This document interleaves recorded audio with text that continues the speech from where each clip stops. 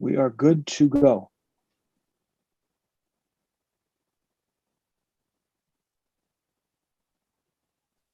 Good evening, everyone. Back here at the Barbershop one more time, where we're going to be chopping it up, chopping it up, chopping it up. We're so excited about our conversation tonight. We're going to be talking about mental health.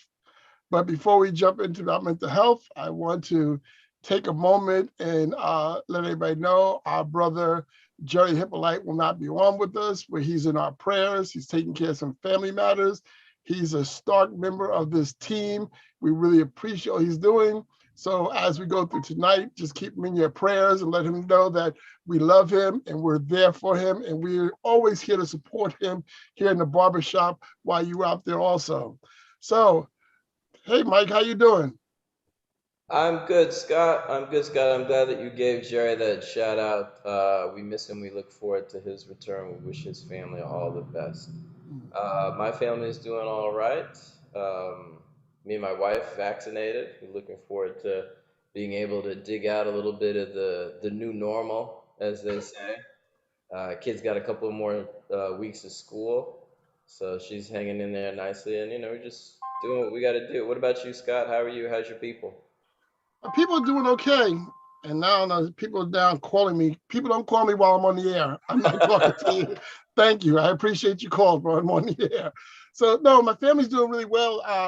I just, I put away my stepmom a couple of weeks ago, and I loved her as a mother. And I was at her funeral. One of the things I was appreciative of saying that, you know, everybody gets one mom. I was blessed to have really two moms, two women who loved me to death.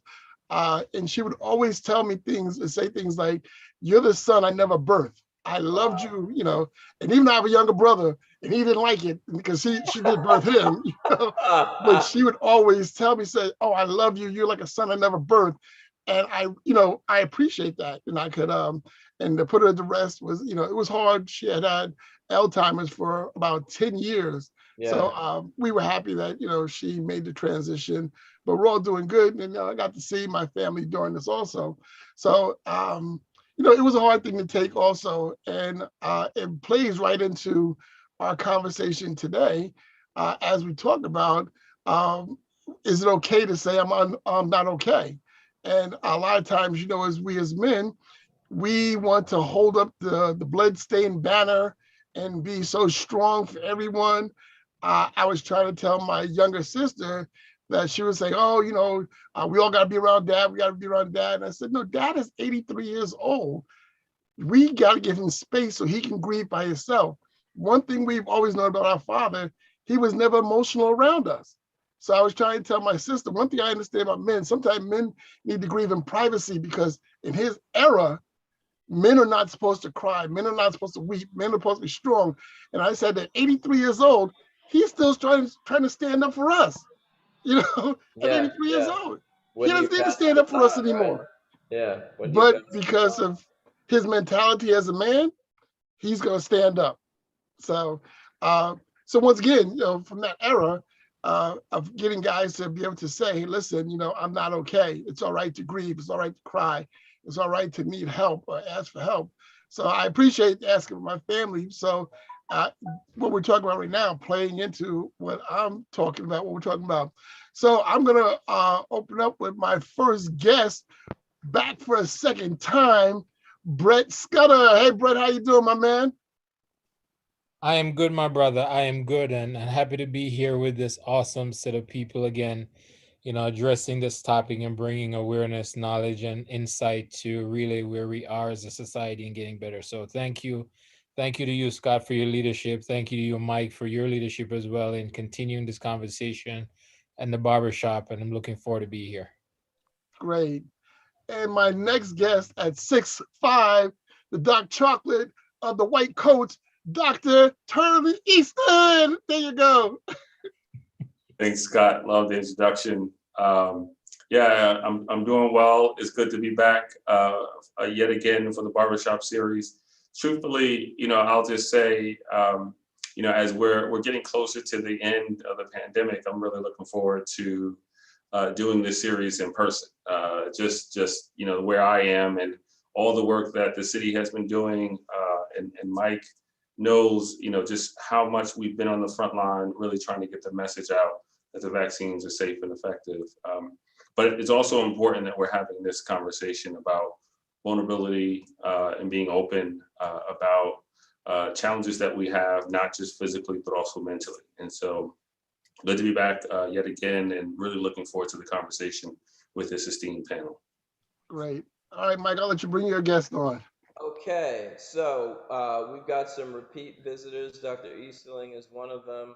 Another guest we're very glad to have back to the barbershop shop is Roger Miller, Chief Growth Officer, Metro Plus Health. So Roger, welcome back to the barbershop. Say hello to the people. Hey, how you doing, Mike? And thank you to DYCD, Brett, to allow Metro Plus to once again be a part of this great conversation. It was always a vision that Metro Plus wanted to be more than just a health plan.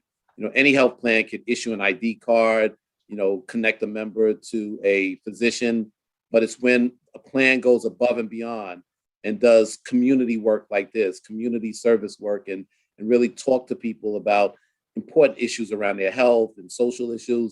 This is where I get my greatest gratification. So we're honored and blessed to be a health plan that, you and your colleagues chose to be a part of this very important topic. And, men's health awareness couldn't be something that's more dear to us, as we have many men who are members of our health plan who we cherish just as much as we do all of the women who lead the families.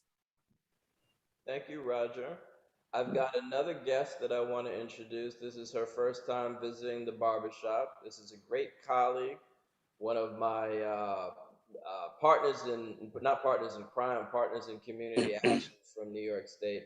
And she is the head of Connecting Communities in Action. Welcome, Tina Zerbian. Thank you, Mike, and thank you, Scott. And I'm so excited to be here. As Mike said, it's my first time, but I'm really honored to be here. I'm very, very passionate. My agency is very committed to trauma-informed care and trauma-specific therapies, and we're very, very committed to fatherhood. So I'm really excited to hear all of you and participate. Thank you. Thank you, Tina. So, Scott, we got more people. Who else we want to introduce? Well, now, Mike, I'm going to talk about our left end of the football field, Dr. Michael Ray. Hey, Doc. Hey, how you doing? I'm happy to be here. Thank you for the invite, Scott. You like the Lawrence Taylor of the medical field, huh? Nah, not at all. All right. So yeah, thanks for having me here. Really happy to kind of be engaged in this dialogue.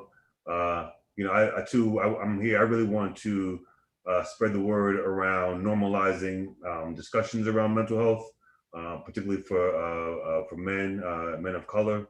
I also want to really have discussions around trauma that we may be experiencing or have experienced, to include racial trauma, but also turn our eye towards healing and how we can kind of do that individually and as a community in general. So my focus really is on healing from trauma.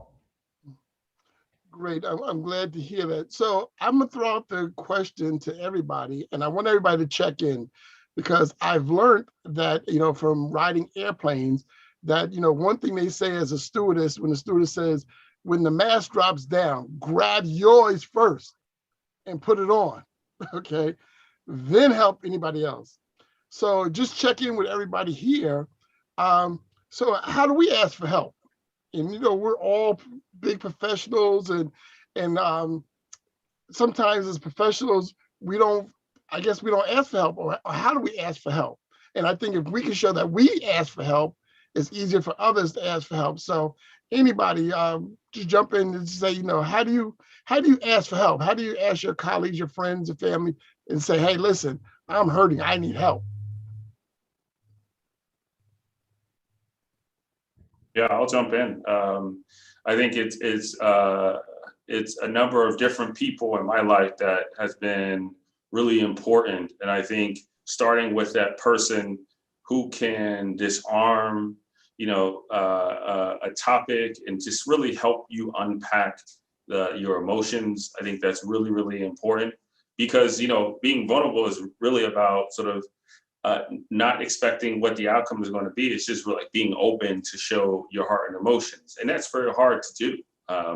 And so you want to find that person that's really important. And so for me, that's my wife. And certainly I have colleagues that I'm able to speak to and talk about some of the challenges that I'm having, just, whether it's my professional career or if there's sort of a challenging program and initiative that we're really trying to get off the ground. I think that's really important to have people. So I would just start off this conversation by saying, identifying that safe, the person who can also create a safe space for you. That's a good answer. I want to give two quick responses. One, I want to recognize Dr. Noel Brown. A couple of technical difficulties, so he wasn't able to be with us a few minutes ago, but it's very nice to see you on camera. And Roger, thank you for inviting Dr. Brown to join our discussion. And the other thing I want to do, I want to quickly respond to Scott's question. So I like what Dr. Eastonley said about being able to lean on your spouse. I try to do the same thing in my life. But one of the things I like is we've been able to connect barbershop talks to other barbershop talks. And I remember back January, February, when we were talking about personal transformation. And one of the things that Andrew Yerikadu and a couple of other people were saying is look in who's in your network and look at the fruit that they bear from the things that they do. And I've been talking between sessions with Scott and Jerry and some other people, and I had not been to the doctor myself for like 2 years. Exactly.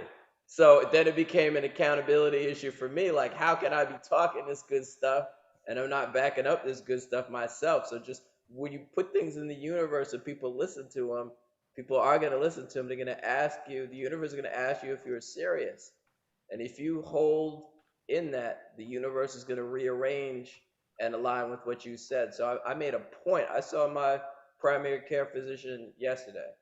And it was a good meeting. We had some follow-up, but it was the important thing is like, it's not like I hadn't talked to my spouse about it, but I start shooting my mouth off with you guys and you ladies in this room.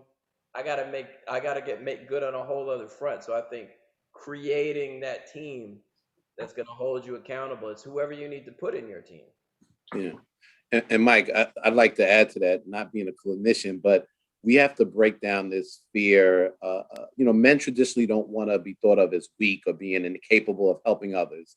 The thought of letting someone down, it can sometimes be crippling to a man. Admitting that, you're not okay takes a lot of strength, and confronting those fears and asking for help is the biggest step to like recovery. Men need to understand that they're not alone and that, there's numerous supports and resources available. Seeking mental health support is normal, it's healthy, and ultimately it's life-saving. We as professionals can help men reach out by recognizing unique ways in which men experience and express mental health and address stereotypes that prevent men from seeking this help. And we need to find broader ways to educate men that mental illness doesn't illustrate shame. It's not a sign of weakness. It's genuine and common medical issues, and anyone can suffer from it, and anyone deserves help. Dr. McGray, you want to jump in? Yeah, I think I want to jump in. I just kind of marry a few pieces here that I'm hearing, and that also are helpful to me. Scott gave the example of the mask, right? And to me, the first thing about that is around self-care. So making sure, we all talk about self-care, right? It's like a buzzword. But what is it really, right? Are we taking care of ourselves? Are we getting enough sleep? Are we putting the right kinds of things in our body? Are we thinking good thoughts? Forcing ourselves to think good thoughts at times. Are we connecting with people who are important to us? So I think the first part is around taking care of yourself, making sure that you're kind of taking getting your needs met kind of in your social environment and in your life. Another piece that kind of as people are talking about here as well is like around this like village of people who kind of can kind of be there for you.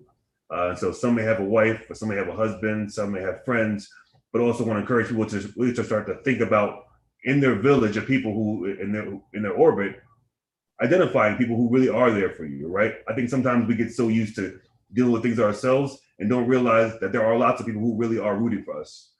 So I think it's about really starting to think about who is in my village, and really starting to make sure you're continuing to connect with those people, and have them connecting with you as well. So I think it's that self-care, it's taking kind of really building that village up, and then really using that as a way forward to making sure that we're kind of psychologically or emotionally sound. I also wanted to say, there's mental illness and there's mental health. And so I think we should all embrace the fact that we all have challenges in our mental health at times, right? We feel stressed, we feel depressed, we feel anxious. Those are things that are normal, and it's okay. You're not the only one. And so I think just recognizing that that this is normal is also a first step in being able to reach out to others around what you're experiencing. Yeah. Hey, Dr. Tina, we'll let you in there. Dr. Tina, and then we'll talk to Dr. Brown. And Brett, I know you're going to bring it on home because you're the expert at this at the last one. I need you to be last, Brett. But Tina?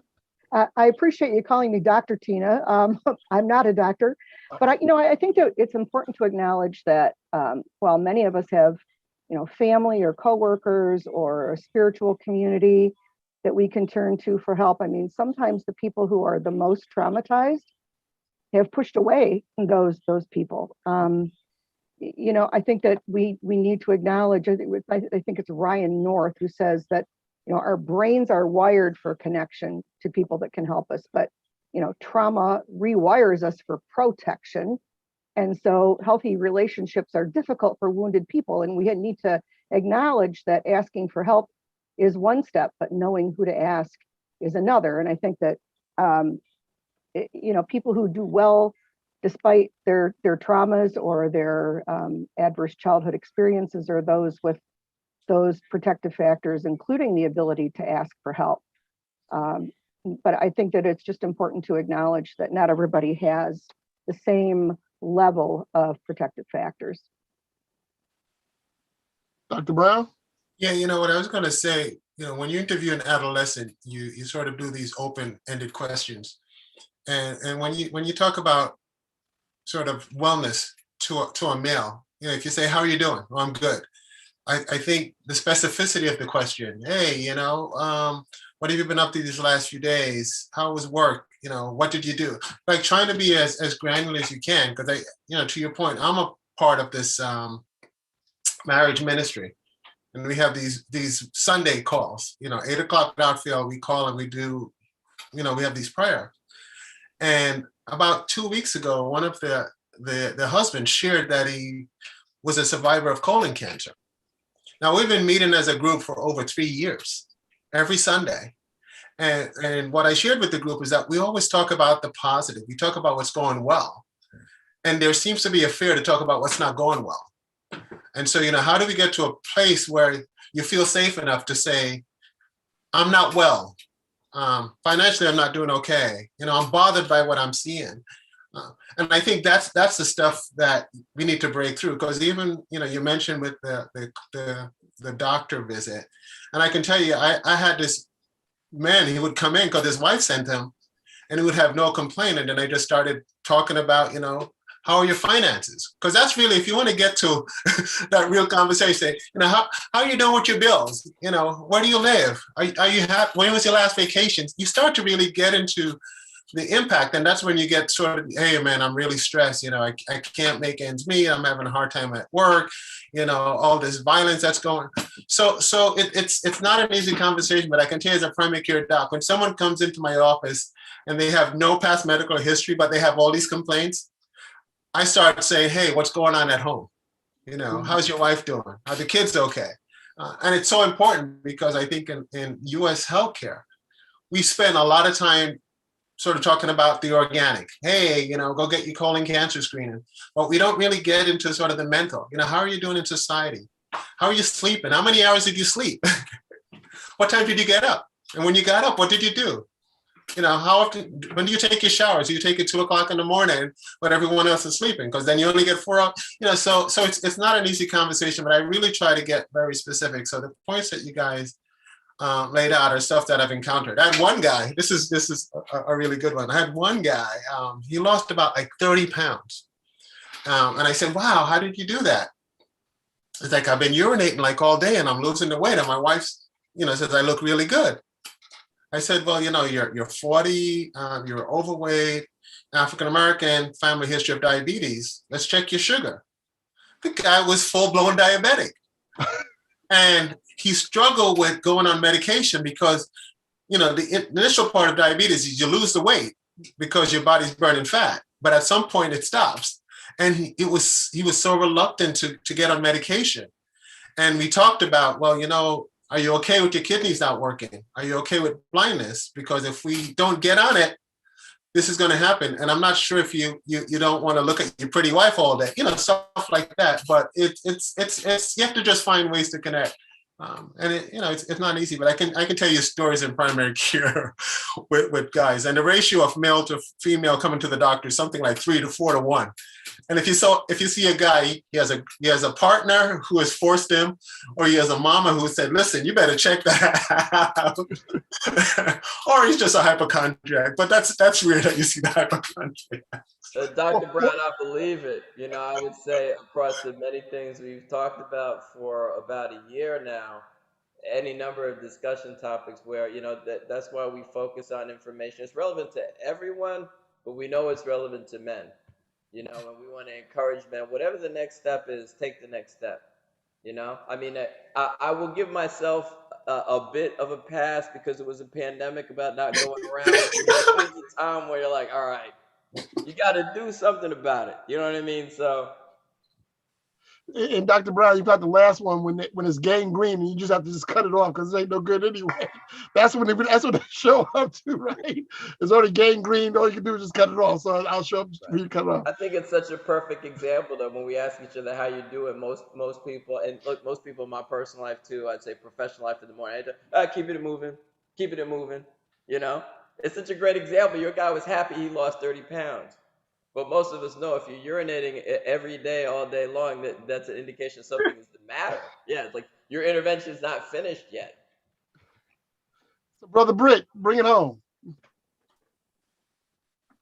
Yeah, man, listen, I don't even know what to tell you right now. But all I can tell you is this. Okay, I'm a suicide attempt survivor. I live with my suicidality every day. I'm terrified of living in this society where it is right now. My mental health is the priority for me. Okay, I am not going to let no one or nothing block me. Let me say, Scott, to your point about the airplane, in a mental health state, I need to put the mask on you first so you can calm down before I'm able to even have a conversation with you, because I am calm, I'm okay, but when I share with you what I'm going to share with you, you may flip out and get me to flip out. So in a mental health crisis state, especially with a lot of what's going on with depression and anxiety and suicidality right now, the fear is, if I tell you how I'm feeling, how are you going to respond to that? While I'm able to manage my anxiety, my depression, and my suicidality to not jump off or kill myself or whatever it is, I'm not afraid how my wife or my husband or my kids or my family member are going to take that. So I need to put the mask on you to get you to be calm, to get you to be settled, for me to now open up to tell you what I'm about to tell you, because you may not receive it well, right? And now in my mental health state, to protect myself, I may have to cut you off because now you're a risk to my mental health, right? So I want you to think about that, right? And think about the society that we're living in right now, where again, we still perpetuate this whole cycle of male weakness from emotional state. While many of us are males have died from COVID, and we've seen more of us as males being affected by COVID. More of us as males are having financial problems. Now, here's the thing. When I came out about my depression and my suicidality, I lost 95% in my life, people in my life, both personally and professionally. Imagine what that is like to someone who depends on family members, loved ones, to keep them going, and now automatically coming out and saying, you know what, I've been struggling with depression, and I'm seeing a psychiatrist, a psychologist, I'm getting medication, I'm in therapy. Imagine what that's like now to family members and loved ones, or even your coworkers, looking at you like something's wrong with you at a time when you're trying to manage that. And then think about this. Now you need to go to the healthcare system for help. And you go into the healthcare system and you're meeting people in the healthcare system who are making you feel less than just because you're suicidal or you've attempted suicide or thinking about suicide. And you're coming into a system that should be more empathetic and understanding, but that person may have a bad day, or so much chaos is going on, and you're met with a security guard who drills you down before you even get to see someone. Then they tell you you have to wait 6 months for an appointment, and then you come, now you see your primary care doctor. You see your primary care doctor and you say, hey doc, I really would love to tell you what's going on, but if I tell you what's going on, you're still not going to be able to help me anyway. So I'm still going to be stressed out. I'm still going to feel anxious. I still got my financial issues. I still got my wife being a pain in my, and all of that. And then, to Michael's point, like now I'm eating just to cope with how I'm feeling, rather than eating nourishing stuff or managing a healthy diet. To hell with all of that. I'm just trying to not kill myself from all of what's going on. I look at the news and all I see is this racial tension right now. I'm a man of color. I'm afraid to go outside. I'm afraid of police interaction. I'm afraid of somebody even doing so. Now I'm in this tight box that I feel like I can't even breathe, because not only am I looking at the social issues of what's going on and feeling the impacts of that, I'm also dealing with my mental health impacts. And so now I identify one or two people in my circle that I thought were people who I could really call on, because all of this is overwhelming. And I call on them, and then their response is either, wow, man, listen, I hear you. I'm sorry you're going through this. I wish I could help you, or let me call you. So where do you think that leaves us? When you talk about the mental health impacts that we're feeling right now, where do you think all of that bottles up into, and what that leaves us with? More of us now drinking, using substances to deal with what we're going through, having violent and aggressive behaviors. Again, it's a cycle, and a layer on top of a layer on top of a layer. And I'm glad Michael talked about the healing, because that's really what we need to be focusing on. A lot of pain and suffering going on, but when do we talk about the healing? Where does the healing come from? Dr. McRae, you want to jump back in on that one?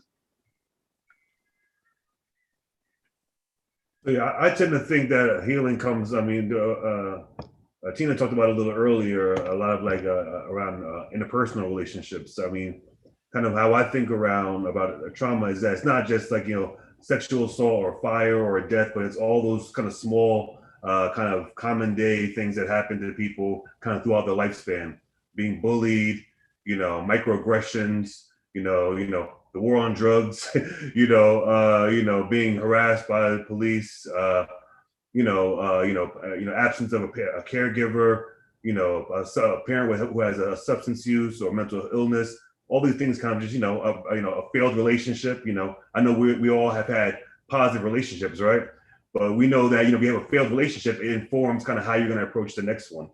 So I think I tend to start with really thinking about kind of really trying to manage your kind of social relationships, your attachment to other people, really kind of getting in tune with kind of your kind of emotional state, kind of really trying to hone in, practicing mindfulness, really being aware of kind of what your body's telling you, what your mind is telling you at different times, and really starting to repair some of the negative things that we talk about, that we say to ourselves. So I think if we can address kind of like our attachment to others, kind of the way we kind of manage our emotions, and the way we kind of think about ourselves, and kind of do some of that kind of impression management stuff, I think that's a kind of the right way to start thinking about a road to healing. Tina, I see you shaking your head. Go, go, go. Well, I completely agree with Dr. McCrae. I mean, I think that, having that attachment and belonging to other people is really critical to helping us heal from trauma. Um, finding that with a caring, competent person can be challenging sometimes, especially for men who are less likely to be vulnerable and to ask for help.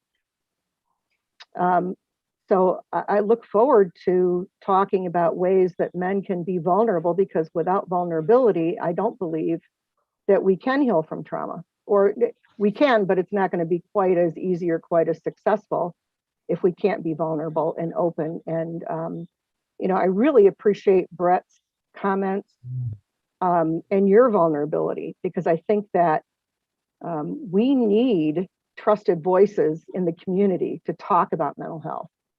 We need people like you, Brett. We need some of the folks that have been coming out, in the news. We need people to, people like Brandon Marshall or Trevor Noah who say, yeah, I have suffered from mental illness or mental health challenges, because many people have suffered from trauma. It's much more common than we like to admit. We don't talk about it. Women don't talk about it either, but particularly men. But that's how vulnerability is the key to helping us move toward healing. Something Britt said to me really hit the core to me, which almost shocked me. He said, I got to get you prepared to hear my truth. Mm-hmm. Yep. That stunned me. I'm telling you, it stunned me. Yeah. But I got it, because if you can hold on to where you're at, and you shouldn't have to hold on that tight where you're scared to tell me or my loved ones or whatever, because say, I got to hit you with a ton of bricks because I'm holding on to this weight, but I'm scared if I let these bricks down, it'll kill you. Yeah. And Scott, if you think about that, right? If you think about that, because I see that in my work a lot, where family members have come and they said to me, my family member have told me this is what they're going through, and I don't know how to deal with that. And so I know what that's like. And the other part to it that I waited to share, I didn't want to share it yet, I wanted to share it later, is I am my own support system. I can't depend on anybody else, because a lot of people don't understand suicidality. They don't understand the idea, like, I am okay with killing myself right now and dying, because you have no idea the hell that I'm going through. You have no idea the trauma that I've been through. You have no idea the loneliness that I've been through. And for those of you who know me on here, Brett Scudder is a very loved and respected young man in this city. And I say young man because I'm still 21. But my point is, I live a very lonely life. And, I say to my wife all the time, and I try to get her to understand, like, look, you need to understand something. Like, we're together, but I have to teach you about how my life of suicidality and the trauma that I've been through have put me in this isolated state. I'm very protective of that space. So allowing you into this small space, like this very small space that I can count on my one hand that I've allowed people to be in, it is a very, very sacred space that keeps me safe. That keeps me from not jumping off a bridge. That keeps me from not doing something crazy. You understand? And that's why I say, we have to think about, when you offload the mental health weight on your loved ones, what is that impact going to be? Are they ready for that? That's why you see all my events, when I do events and stuff, I ask people all the time, first thing, let's check in. How are you? How are you feeling? If every one of you who have ever gotten an email from me, what is the first two lines in my emails? Good day, and how are you? Because I'm addressing you and I'm asking you how you're doing. Because we have to, it's a sad state when we think of vulnerability as weakness, but my vulnerability is my strength. Tina, I'm not afraid to talk. I mean, a lot of people on here know me personally. I'm not afraid to tell my story, that while many people think about life like, I don't want to die, I don't want to die, oh my God, I don't want to die. There are many people like myself who, God, I'm tired. I can't continue holding this weight of these mental health and trauma issues. You know, I have scars from my head to toe in just what I've been through, physical trauma, and I have psychological trauma 10 times that. Where do I go? So I'm here speaking on behalf of the brothers and people out here who are feeling just like me right now, who are saying, yo, man, I can relate to this brother who's like, I don't want to be here anymore. I think about suicide and death every single day because of all that I'm going through. Where do we go? Who do we talk to? And does the healthcare system understand that when we come in, like we're already coming in with the layers of trauma. We don't want to wait 6 months for you to tell me I have to wait another appointment for 6 months, or we're already in that crisis trauma mode. You know, it's peculiar that we don't often have men of color to go to talk about our own trauma. You know, I'm passing off to you, Dr. Eastland, that you know, do you get people who say, you know, I really wish I had someone who really could understand me, someone who looks like me, somebody who understands me and maybe I'm going through it, and that may be a way of easing the conversation? Dr. E? Yeah. Well, let me just start off by saying that I absolutely agree that Brett is loved and respected in our community. That brother shows up in so many different rooms, and it's just like flocks. Like people just come up to Brett. Everyone knows the brother, and Brother Scudder is out here doing the good work. And so I just want to commend him for constantly showing up as authentic as possible. And I know that there are so many other brothers who are doing just that, right? Like showing up in spaces, being vulnerable, and really modeling. And I think part of it is seeing other brothers like Brother Scudder and so many others being able to model that, but it's also having a language. And, and so when I heard Brett talk about, the person who's receiving, the information needs to be ready. I was thinking about like the work that we were doing around mental health first aid, and understanding, right, like that's at the surface level of just arming people with language, with knowledge about how to recognize signs and symptoms, but it's so much more, right? It's being able to be empathetic enough and still enough to listen, and then to try to redirect.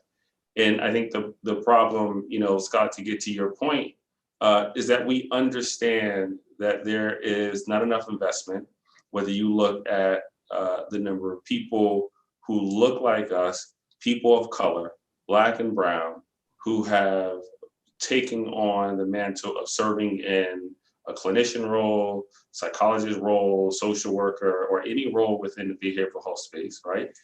There has been long-standing disinvestment in this educational process, right? It hasn't started, within the last decade. We can talk and point back to the early 1900s of the Flexner Report, where we had medical institutions that were intentionally graduating people of color in the medical field, in the behavioral health field, that no longer existed, both hospitals and medical schools. And then, and recognizing this term about that I've been reading on cognitive justice, right? How are we opening our space to understand all forms of healing, right? Not just what we've learned in Western medical schools, but really understanding all forms of healing to engage with people, right? And I think that's where we can begin to create spaces where people of color, whatever faith, whatever culture, that they feel like they're being respected, right? And it's very difficult when you are only presenting individuals one form of healing and healthcare institution where we have known, documented evidence of historical and contemporary injustices, right? We're not just talking about behavioral health, we're talking about chronic disease management, we're talking about maternal and infant deaths here in New York City. And then we're telling folks that this is the best option for you, right? Go ahead and see this physician, go to this hospital, and receive your care.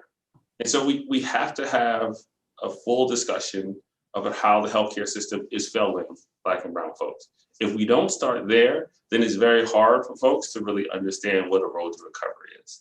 right? So Like, now I gotta go to Roger. Okay, Roger, this is your realm right now. We're talking about the system. Okay, Roger, go. Well, no, I just want to say that as a health plan, we have a specialized program. It's called our HARP and Recovery Program. It's a health and recovery program, and it's a managed care product for people who have physical health, mental health issues, substance abuse issues, and it's an integrated way for adults with significant behavioral health issues to kind of bring it all together. The state pays managed care plans for these extra services, and our plan is called the Enhanced Plan. Members just have to be 21 and older, and they have to be eligible for Medicaid. And I think that, we're doing a lot of good work. We have over 13,000, members, many of which are men who are in our health and recovery program, many of which are dealing with mental health issues. And I think that, plans like Metro Plus who have these specialized tailored programs with physicians who are trained specifically to deal with these issues is very valuable. So we have a question from the chat. I want to read it real quickly. It says, how do you approach someone who is going through something when all you get is aggression behavior? All you get is aggression behavior. Okay. Well, can I answer that? So again, it's creating that safe space. You're looking at aggression, and aggression is coming from an emotion or some emotion that is happening that is causing that. Depending on who the person is, creating that safe space in a place where you can say to that person, I don't know what's going on. I realize that something is happening. I don't know what happened, but I would love to hear. I would love for us to have a conversation about it and leave it at that. Don't say, why are you acting aggressive? Why you always have to be so? Don't judge the person or come at the person in an attacking way, because then the person is going to be more either defensive or going to shut down.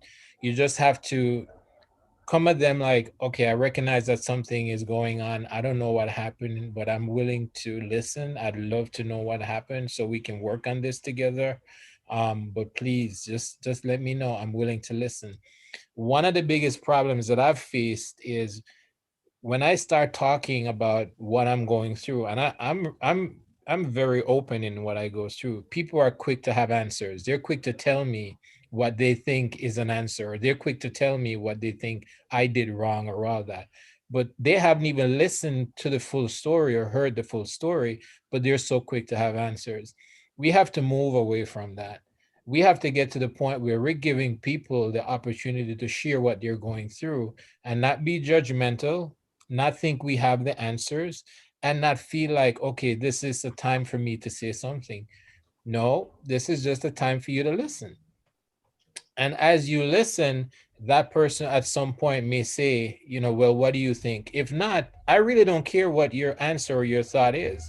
I'm just more interested in talking about what I'm going through. So to that person with the question, just say to that person, whether it's a loved one or a friend or whatever, listen, I realize that there's something going on, but I don't know what happened. But I really would love to help. I really would love to know because I care about you. And this is really hurting me too, that you're hurting. Please tell me what's going on. And just allow that person to feel comfortable enough to really share. Because remember what I said, sometimes the fear may be if I tell you what I'm going through, can you really handle it? And how are you going to receive it after I share that? If I may, I think that as a society, we look at people who have experienced trauma and some of their behaviors or attitudes, we see them as maladaptive, right? But they're not maladaptive. They're adaptive to what they've lived through.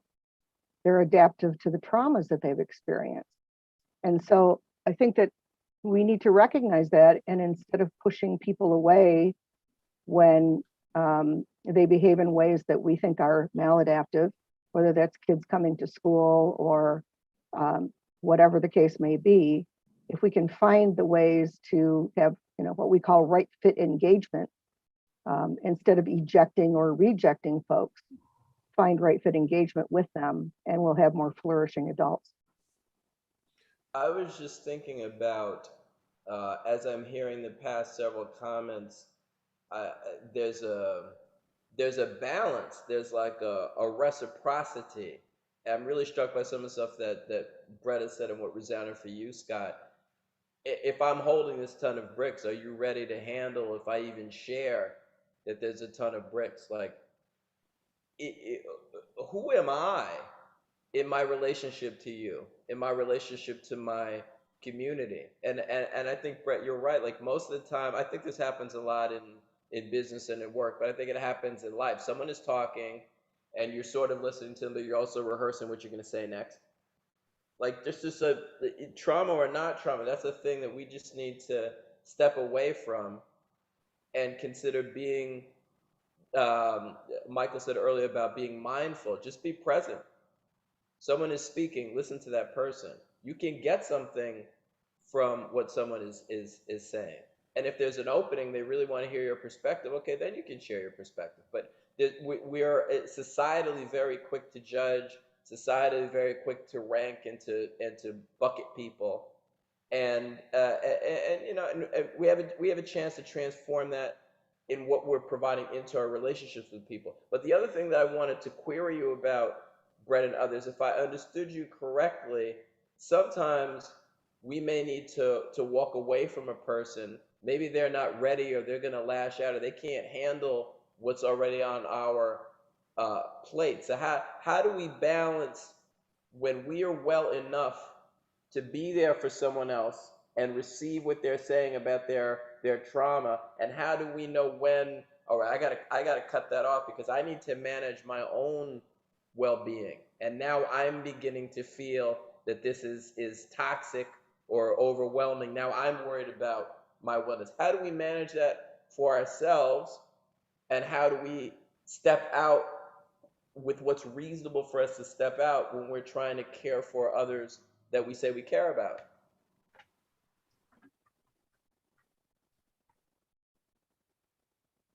Now you stumped everybody, Mike. Oh, sorry. Yeah, you know, I mean, I sort of directed to Brett, but anyone Oh, can I take wasn't that. I Yeah. wasn't I wasn't sure, and I didn't want to be the only one talking, so I wanted to give everybody else a chance. But Mike, I mean, listen, when you hear people say, especially our kids, and I hear our kids say this a lot too, I already know what your response is going to be.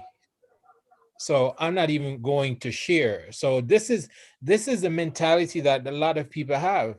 Like, they already know what is going to be said to them or how they're going to be received before they even say anything, before they even do anything, right? So, like Dr. Brown was talking about them, patients coming in and so on. And if you don't tell them, like, you're at that point right now where you have gangrene, we're going to have to cut this off, or your diabetes is some of us have to get to that level before we realize, okay, you know what? The straw has now broken the back, and now we don't have a choice. But this is the society we're in. We already know what is going to be said. So why say it? Why ask for help? Why reach out? Why try to offload this trauma that I'm going through when I already know what's going to happen? I give you one simple example. One simple example. If you've ever been homeless or need public assistance or any service, try to get it, right? And hear how people just, will tell you, oh, there are all these great services that are available. Why don't you apply for this, apply for that, apply for that? It's just basic responses that people have. But how many of them have ever tried to get it themselves and realize what the process really is, and how, oh my God, it is a painstaking process to just try to get basic help? How do you get denied for homeless services by being homeless? Does that make any sense to you? So, so when you really look at it as a society, a lot of what we're dealing with, that's why, Dr. Easterling and we've had this conversation before when I first met him, and I was telling him about the work that I'm doing. Like, it's easy for us to have these answers and to talk about services that are available. And if I reached out to you right now, you'll say, hey, if you're struggling right now, go here, this service is available, go get that service and whatever. But we're not thinking about the impact on the person going through all the efforts that are needed to get the service and then be disqualified or not meet the need, and then now feeling the backlash of that. So imagine that from a service perspective and a societal perspective. Imagine that now from the human perspective of you coming to your loved one. I come to you as a brother, I come to you as a wife or husband, I come to you as a family member, and I'm saying to you right now, I'm so stressed out. Like, I can't pay my bills. I just lost my job. This pandemic has really affected me. And let's be honest, what do you think are the top 3 responses you're going to hear? Just think about that. What would be the top 3 responses you think you're going to hear? And think about how many people are facing those type of responses. Well, and I think that some of the responses that we give automatically are we silver lining everything, right? So we say, well, at least we made it through the pandemic. At least, instead of just listening to folks. And Brett, we, as community action, we deeply understand and appreciate how difficult it is to navigate all those systems. And one of the things that I think that we do well is to try to help people and advocate with them and walk them through the process and be there with them through those steps, because they are incredibly challenging. I think that everybody receives things differently. Some people may be, they're intimidated by talking to a physician in person, and some online therapies may be more accessible and come across better emotionally with people as well. So I think there's some lane that online therapy plays as well, without that face-to-face interaction all the time with a physician, because of the intimidation as well. So how do we help prepare? Because I had a personal encounter not too long ago with somebody who was very professional, but was in crisis for about a year, and I didn't figure it out. And they told me, I've been telling you for a year I'm in crisis, Scott, and you didn't do anything about it.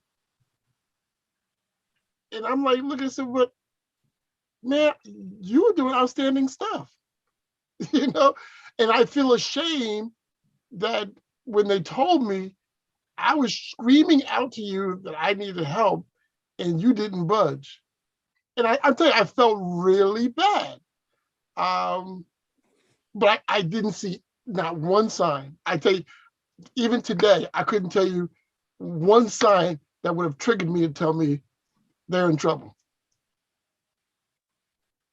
So I'll give you an example to that, Scott. You remember at the beginning when you talk about how to ask for help? We need to change that narrative. Let's get that out of the way. Let's take that off the table. We don't ask for help anymore as a society. What we do is we talk about what we're going through as a way of asking for help. So if you think someone is going to come to you and say, hey, I need your help, and this is what I need your help with, that is far gone from what we're used to. What happens now is, hey, Scott, listen, man, it's been a rough time. I've been going through a rough time. I can't pay my bills. Life has been hard and all that. That's subliminally a way of talking about what I'm going through, asking you for some kind of help because I'm going through something. The fact that I'm even raising it to you is me asking you for help. But we're not used to that as a society, right? And so that subliminal message gets looked over, it gets passed on because we're used to hearing, I need your help, right? So in my work, when people come to me, 9 out of 10 people come to me when they're in a state of crisis, right? And I walk through the whole process for them and with them, right?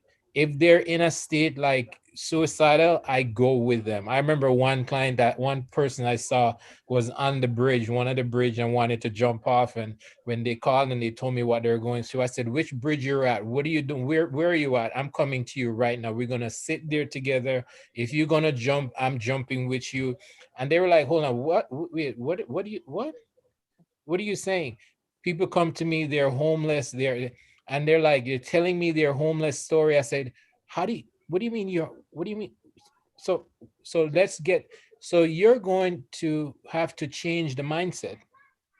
Society has to change the mindset. if we truly are to meet the mental health impacts of what is happening and has been happening, Dr. Easterling talked about this and going all the way back to the 1900s. If we truly are going to change that, we have to change our mindset today around the difference between mental health and mental illness and how all of us are dealing with mental health on some level. Some can manage it, some can manage them, some are high functioning, because it still shocks a lot of people when they hear me talk about my suicidality. But they're like, but you're the guy who, hold on, wait a minute, you're the guy who talks, you're the guy who knows, you're the guy who teaches you. And they're looking at me from that perspective, but they're not listening to what I'm saying about my own struggles and my own pain. You understand what I'm saying? So a lot of that, Scott, is we have to change the paradigm, not only of services, but how we hear and what we hear when people are talking about what they're going through, or even the fact that they've come to us to share. So if Mike, I come to you and I say, hey, Mike, I'm having a rough time at home and the situation at home is not good. It's me kind of reaching out to you as a brother to say, hey, I may need your help, man, to kind of figure out what am I going to do with this situation? How am I going to address this situation at home? Rather than you waiting for me to say, Mike, I need your help. You see what I'm saying? See, Brett, I the was point thinking about that that, and you I was said earlier was resonating for Scott. That just hit me really hard right now. Because as you're talking, I'm trying to listen, but it's also filtering in maybe a dozen conversations I've had recently with people in my peer group or people at work, where we can be a perfectly well-functioning member of society. Well, they didn't ask me. I kept it moving. It's different flavors of like, stay strong in the struggle, my brother. All right, cool, I'll get up. It's so easy to do that. And you don't necessarily need to say, well, come sleep on my couch right now. Like, you're scaling the level of crisis someone may be in. Maybe someone just needs to brainstorm for 5 minutes and you have a fresh perspective about something. Well, did you tell her this or tell her that? Or maybe you should share some of what you shared with me. Like, it could be very simple, but listening different. That is exactly the question I was asking. Like, we're charged somehow. Think about how we listen to the people that we care about differently, because they may have been asking us for a year something that we never heard because they didn't use a particular phrase, but they said what they said, over and over when we just weren't listening. That's amazing to me. so Mike, I want to add on to that because I was thinking when you're talking about that, and Dr. Brown, I'm coming to you with this one, so be prepared, okay? So could this possibly be because we don't teach young boys how to describe feelings? Dr. Brown? It's actually, it's hold on one second. It's actually a really good point you're making. And I look at the contrast when I'm looking at an adolescent female as opposed to an adolescent male, and sort of the conversation I have with mom and the concerns, and sort of the protectiveness, the what's going on. And then with the guy, oh, he's a guy, he's okay. And that, I'll use my family as an example. I come from a family of 9, right? And I can tell you, I saw my father cry once. And that's when his mom died. And his mom died when she was like in her 70s. So when I went to school, my dad never asked me how I'm doing. Did I have a bad day? If I had a good day, he wants to know about it. But if I had a bad day, he would say, oh, it'll pass. It's okay. It's just a phase, right? Going back to what you said before. But yeah, I saw that a lot. And one of the things with adolescents and men in general, some of the conversations I've had is when you ask the question that you said, finance. I think that was my big sort of opening. How are you making out with not so much your bill, but your groceries? Hey, how are you making out with your car? How are you getting around? And that opens up the whole thing where, my wife is getting on my nerves. For me, when someone tells me that, it's not a relationship issue. It's like, what's going on with you? But it's not easy. It's not easy. I think to your point, what you said before, Brett, it's not about someone coming to you and saying, I need help. I think you have to pick up on those cues. We have this WhatsApp chat since COVID started with my family. I mean, I'm connecting with family members maybe only at barbecues I connected with them. So maybe 3-4 times a year. And what we would do, we'd start off the morning by just saying good morning or what's going on. And we can tell from sort of when you respond, how you respond, what's going on. And my brother and I have actually made it a habit to pick up the phone and call. To say, hey, I saw that response, or I saw that emoji you threw out. What's going on? And it's like, oh no, everything is fine. No, everything is not fine. The last 50 responses were a little more uplifting. This one was just 1 o'clock in the afternoon, you're saying good morning, and you're at work. What's going on? So, you have to really look for that. And I also struggle with someone who's always happy every day. Every time I see them, they're always smiling. For me, that's a sign. Anyone who's happy, you cannot. It's just not feasible to be happy every day. It's a mask. So anyone, every time I meet them and they're like, oh, yeah, everything is going great. Like, either I'm clueless or I'm in a different universe. But I look for things like that, because you do have your downs. You do the withdrawals. And you have to look for those cues. The person who's talkative and then for whatever reason, the next day they're not as talkative and you say, hey, what's going on? I say, oh, no, I'm just off today. That's a cue for me. You're off. I don't let it go. What do you mean you're off? What happened yesterday? What time did you get up? How did you start your day? Did something happen at work? Something different from your routine? Is your system working okay? Hey, how are the kids? Any issues with them coming? You have to really probe and not let it go. And that's the kind, the family doc, that's what we do. I think I spend more time learning families, because I have grandma, and grandma will give me the scoop on what's going on with the grandchildren. And then mom comes in and she tells me something totally different. And then you sort of connect the dots and you find out when you see the kids, hey, grandma said things are not going okay. It's like, yeah, I know, my mom ignores me all the time. So you really have to look for the cues, and you have to really, to your point, you have to want to be involved. Because there's some people that just ask because it's sort of the cordial things to do. Hey, how's it going? And they don't wait for the response. Like, I hate people walking by my office and saying hello and don't even give me a chance to reply. Just keep that. I don't need that.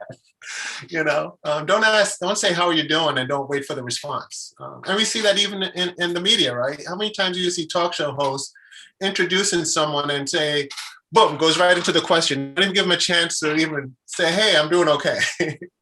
So I still want to go back about, and I guess it's something in the field of fatherhood, of manhood, about we're not teaching boys how to describe their feelings or what's hurting them, what's going on inside of them. We don't give them dialect and words or phrases to say what this pain is. Is that something we need to go back to? And Tina, maybe you can help me out with that one. Yeah, that's definitely one of the focal points when we do our fatherhood groups. I'm sure Scott and Mike that you know this, that the emotional coaching component of this, that's the fatherhood connection or the whatever you're doing in terms of fatherhood engagement. Certainly, it's about the hearts of fathers going to the hearts of their children in parenting, but it's really also about identifying feelings. During the pandemic, things like fear and isolation, loneliness. I don't know how many people were frustrated because they were trying to homeschool kids and didn't know what they were doing. Whatever those feelings were, I think in our fatherhood engagement, we help with that emotional coaching, help men identify those feelings. And then what's even more important, help them validate that and say, it's okay to have those feelings. I'm having those feelings too. And then how do you process all that? So fatherhood definitely has a role in terms of our fatherhood engagement programs anyway, have a role in terms of mental wellness and healing. So we have another question from the chat. It says, what are some emergency services for someone that may be beyond what we can offer to keep them safe? So looking for emergency services that are out there.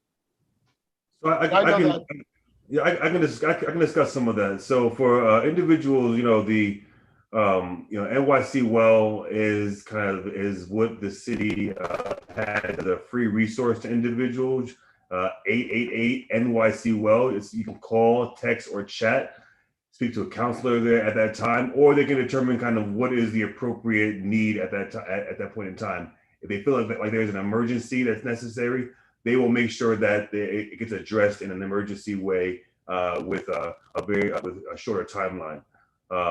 Obviously, if there is kind of an immediate threat to someone or yourself or others, or if there's like a weapon involved, please do kind of look for public safety in that response. We want to have people really calling NYC Well to have NYC Well determine kind of what's the best appropriate course of action in a mental health or behavioral health crisis. So I'm having a little bit of tech issues all over the place. So Actually, Michael, can I ask a question? Just to follow up on Sure. what you just said. If someone dialed 311, would they get connected to the service also? So 311 does link into NYC Well. So yes, they'll determine whether or not it goes to NYC Well at that time as well. Right. And I'm just thinking of, when someone is in crisis, what's the quickest thing? People remember 911, 311. So just, yes, okay. I just dropped into the chat, another link. It's called the Good Men Foundation. It's a registered New York State nonprofit charitable corporation dedicated to helping organizations and individuals with financial issues, legal help, education, social issues, whatever it is. I think that resource might be good as well. Can we behind the scenes, can we transfer that into the YouTube chat, because it's in our chat? Okay, so transfer that over to the YouTube chat. Thank you. Great information. I want to try to move the needle a little bit differently now. So what's the difference between trauma and depression?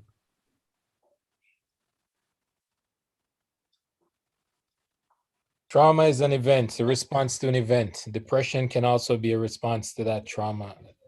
Again, trauma can be physical as well as psychological. A lot of physical trauma can lead to psychological impacts, and depression comes from both sides of that. So it's on the individual and how the individual responds to whatever that traumatic event is. If depression actually comes with that, if they don't get the trauma addressed, then the trauma can be prolonged, or just the type of trauma. Trauma is not just a word. It can be a number of different things, traumatic events in a number of different ways. So when we say trauma, we have to also educate people that trauma is not just one thing. It's not just a word that defines one thing. It can be any event that you consider to upset your mental and your psychological state, and how you respond to that. So I'll just add to that as well, just to say, like, when we think about trauma, like we think about really an experience, kind of a set of experiences, even a perceived threat that's physical, there's where there's some kind of physical, emotional harm, and really affects your, sense of safety, or your sense, and really has can result in a lot of physical, psychological, emotional and spiritual harms. So it's really a broad range of things that trauma can really be. People who have trauma experience depression. People who don't have trauma experience depression. So trauma is really kind of that, those experiences that people have that really end up at kind of impacting their ability to function emotionally, spiritually, physically. So it's a wide range. Like I mentioned earlier, it could be bullying, right? I mean, how many people have been bullied, right? And kind of how that's impacted how they thought about themselves and how they've trusted individuals kind of moving forward.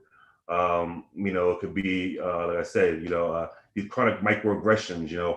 As a Black man, I'm walking down the street, I see people, clutching their pearls and locking doors. How does that impact me, in terms of how I think about myself and others that look like me? And everyone's going to respond to those things differently. But the kind of potential for long-lasting kind of harm is great if really not managed. So Mike, is there such thing called good trauma? How traumatic the pandemic itself has been. And the pandemic's been mentioned a couple of times, and it's interesting to me, and I'm glad we've talked as long as we have without discussing it, but I think this discussion of trauma and kind of where Brett and Michael, you took the conversation, And one thing I'll say, and then I kind of want to hear from everyone in terms of some of the prominent ways that you've seen it has been traumatic.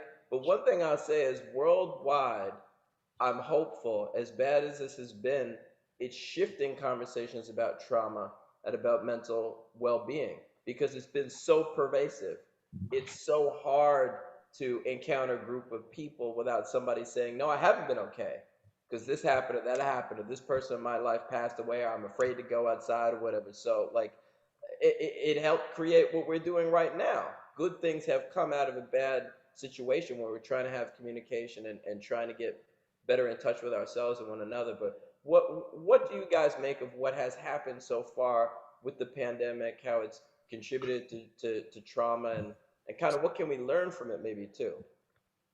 Mike, I wanted just to kind of address something really quickly that you mentioned because I think it's a really an important part to start on. This idea that folks are are talking about it, and we're finding that as well, right? So I know we've been talking about people not talking about mental health or feeling comfortable with it, but we actually have been finding that people are open to discussions around mental health. Men, women, young, old, all different groups. I mean, from talking, having trauma conversations with individuals in Bed-Stuy after shootings. We've been there. Who have come. They wanted to engage and have conversations. We have our community conversations around COVID that the health department has reached out to over 18,000 individuals having discussions around it. So I want to kind of start out by saying that I think that I want to give folks, I want to give us credit as well, us as a collective kind of community for having conversations about this. I think that things are changing and kind of the time is ripe right now to have those conversations. So I want to just kind of start out by kind of putting that as a framing as well. And I have to agree with you on that. I mean, I think with COVID, it's almost as if you have sort of this solidarity around everyone's being impacted across the world. So I can talk about how it's affected me.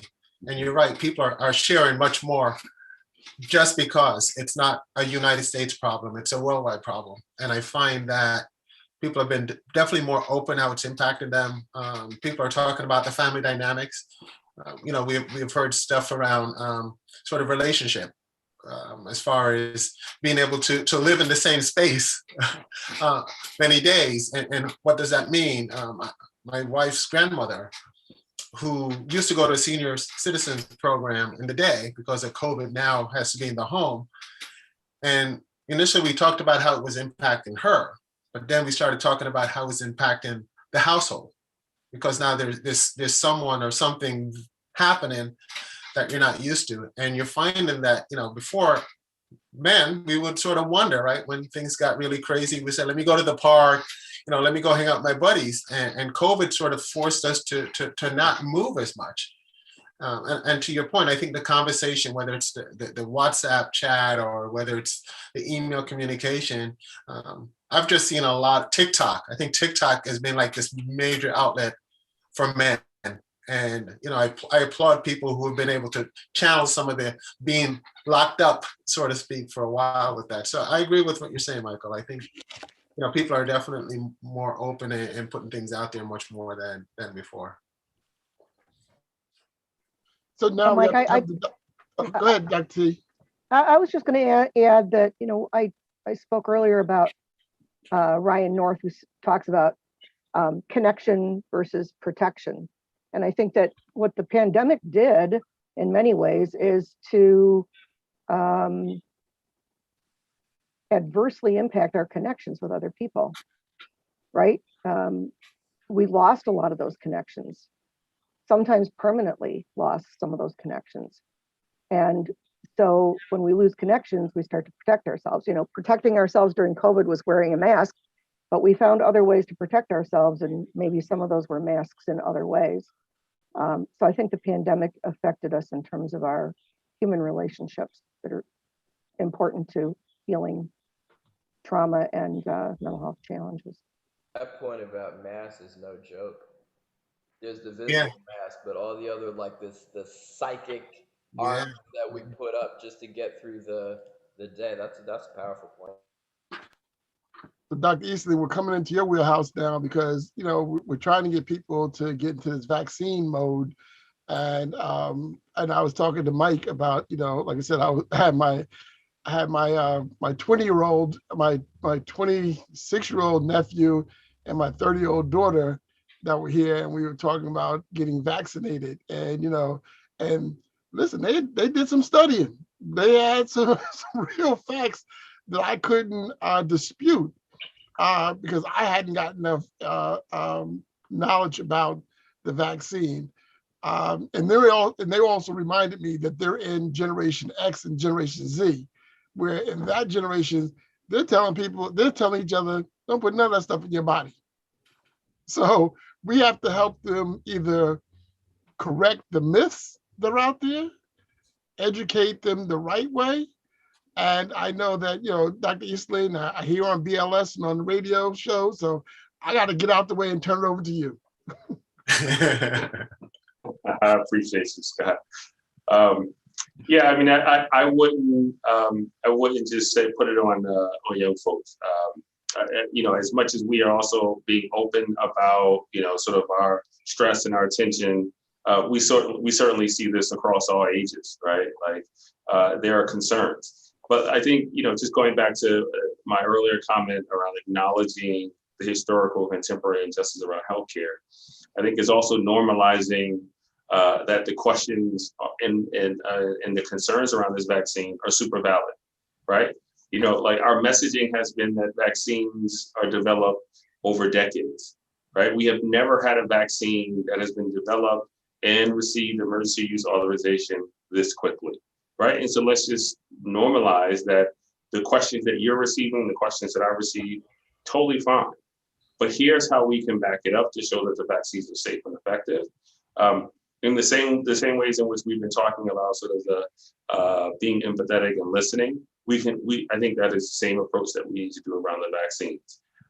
We've literally had our world shaken in unprecedented ways, and we're trying to piece them back together for some folks. And to some degree, it may not get there, right, as quickly as for others. Certainly the vaccine is going to help us sort of reopen back to sort of physical engagement and sort of thinking about like feeling some normalcy around sort of our day-to-day and our social interaction. But, you know, again, sort of like unveiling that mask is not to say that everything is going to be fine and dandy. And we also have to like center that as well. But the vaccines give us an opportunity, right? Give us an opportunity to re-enter into what the new normal could look like. And certainly the old normal is not good enough for some people. And I think starting and centering that is also important. Wow. So we still have some work to get out with that. I know that I know, Mike, we're going to be coming up in a couple of weeks and doing something else about Youth Vaccine Week. And, you know, and please, everybody stay tuned to that because we're going to be having a challenge talk on that. But once again, we want to make sure that everyone stays healthy. And once again, staying safe and getting the knowledge of what this is about and what's. And I like the idea of saying that we have to at least sometimes help keep other people safe. And I know we always talk about young people, and they're social creatures. You know, I definitely understand that age group, they can't stay away from each other. It's like, you know, it's like a magnet that, you know, you try to pry that 1,000-pound magnet apart, they're going to find a way to be together. But it's when you come back home to your family who's susceptible to these illnesses and that they can be carriers. And I think that's what they don't understand, that they could be carriers of it, but not actually be impacted by it. So would that be truthful? So Scott, I'm gonna leave you with this thought that I don't know if you've ever heard this phrase, suicide by COVID. If you've never heard of that, since the COVID pandemic, it is something that we have seen and heard a lot of, that people deliberately try to get the COVID as a way of ending their life because of things that they've been going through. Just like suicide by cop, it's real. But there are a lot of people who used COVID as a way of really ending a lot of what they were going through and have been going through. So, That is you so know, sad and so tragic. And I'll tell you, when we decided that this was a topic that we wanted to cover, and that we really wanted to focus on this lens of trauma, as we've been talking for about an hour, hour and a half so far, that was one of the things that was on my mind and some other folks' mind. Not specifically suicide by COVID, but this idea that if you've been dealing with a lot of trauma, how does that get in the way of your decision making? And so and if you and I want to talk about community trauma in a little bit later, but let's keep it on the individual right now. I feel like I'm so beaten upon. My people are so beaten upon, and all this other stuff is going on right now. And you want to talk to me about go to this website and schedule this thing and go to these people and do it. Like, what difference does it make? I'm already catching hell every day without having to do anything. What difference does it make? So, can we talk a little bit about how do we triage to be able to get to even clear decision making? Like, thankfully, Scott, you're saying your nieces and nephews, they came to you with some very clear arguments. With some folks, they don't necessarily have, I don't want to judge them, but they may not necessarily have a clear argument. There's just something getting it. Like, I don't even have time to think right now. I'm so put upon right now. You talking to me about go do this and go do that.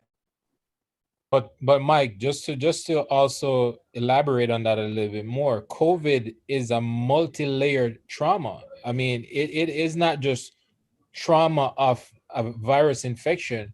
It is a multiple layer on top of layer that we're one of the things that we've been doing for the last 6 months since 21 started is starting this conversation about post-COVID era. We how many of us are thinking about what's going to happen after we got the virus into this contained state? There is going to be a massive undertaking of the post-COVID era of PTSD. What about that PTSD? How are we even starting that conversation? Because we've already been seeing that for 14 months. We're just not paying attention closely to it. But there is a very deep level of PTSD from COVID that will be for a very long time. Dr. Brown, you are in your PCP work, you're going to see a lot of people coming in as a primary care doctor with PTSD from COVID. You're already seeing it, maybe seeing symptoms of it, but this is going to be on a massive level that we're not even preparing for. And that's going to be from children all the way up through to seniors. How are we starting to have that conversation? My brother at Metro Plus, how is Metro Plus adapting as a healthcare insurance agency to the fact that people are going to need more coverage, different types of therapies, not just clinical therapies, clinical services, but also supporting peer services, community-based organizations that are going to be providing services to these people. So there is this, COVID by itself as this thing that we have been experiencing, but the layers of trauma of COVID have yet to be really, really understood in a lot of ways. And so we have to start talking and start preparing. Dr. Easterling talk about it. There's we're not going back to that norm. The norm that was before is going to be different from where we're going. Are people prepared for that? Are people ready for that? What is going to happen to some of those children who got so comfortable being home because they were being bullied and abused at school? So they were so glad to not go into school. Now they're going to have to go back into school again. Like, so thinking about that, people going into the workplaces that were unhealthy working environments, they were so glad, oh my God, to be working from home. Now they got to go back in with more stress, more pressure, more work at the same pay rate. So there are all these layers that we have to really think about, and I talk about the human condition of life today. Just the human condition, just waking up in the morning and having to play the roles that we play, and thinking about the layers of all of those roles. And now COVID has just added so many more, some of which we haven't even begun seeing yet, some of which we have experienced but don't even understand we are experiencing and impacted by it.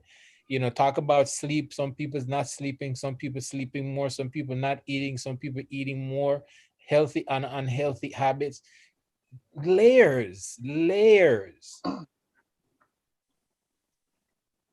I think, just to build on Brett's point, I'll just put a pin there and just say to Mike's point, one, I think is going to be really important is a way in which storytelling is going to be so important in helping individuals make a decision, particularly about the vaccine. And, I think that whatever that reason that you got the vaccine, don't hold on to it, right? Like you have to share it. And there's a connection, whether that's the family or something that you had envisioned that you'll be doing in a couple of months, or something that you just been like, you wanted to see, and just being in community with people really drove you to get the vaccine. I think that's super important. And I think that there are ways in which we've been trying to talk to people about how do you do some level of encouragement. I won't say motivational interviewing, right? Because it is a technique, but there's a level of encouragement that we can do. And I think it's sort of identifying or following that thread of what is holding that person back. And I think that's where sort of the listening and providing space for someone to talk to you. If that person sees you as a safe space, I think really allowing them to talk to you and lift up those concerns. There could be issues around facts versus fiction. And I think we have enough facts to like really combat those facts.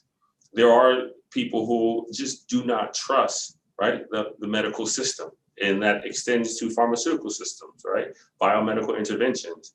And like we have to hold space for the historical, right, injustices that exist and some of the things that we know, but talk about the ways in which we need to, that government and healthcare institutions are working to build confidence and build back that trust. And I think that's what we've been doing a lot as government and institutions to sort of ensure individuals sort of acknowledge some of the harm, but also understand some of the work that we're doing.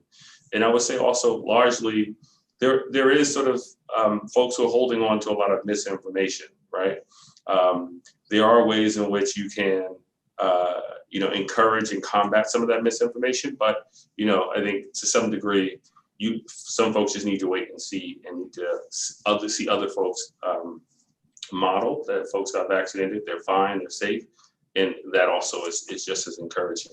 But we also know that some of it is just going to be, you're going to be incentivized, right? You want to be able to hang out with family. You're like, listen, if you're not vaccinated, you either need to wear your mask while you're with us, or you need to get tested while you're with us. I think some of that will also encourage people to get vaccinated as well, or if they want to travel, there's just different things that are going to really move people to make those decisions. But really quickly to Brett's point, I do think that we're going to have to make it really easy for people to connect more to those resources, as Brett is talking about, right?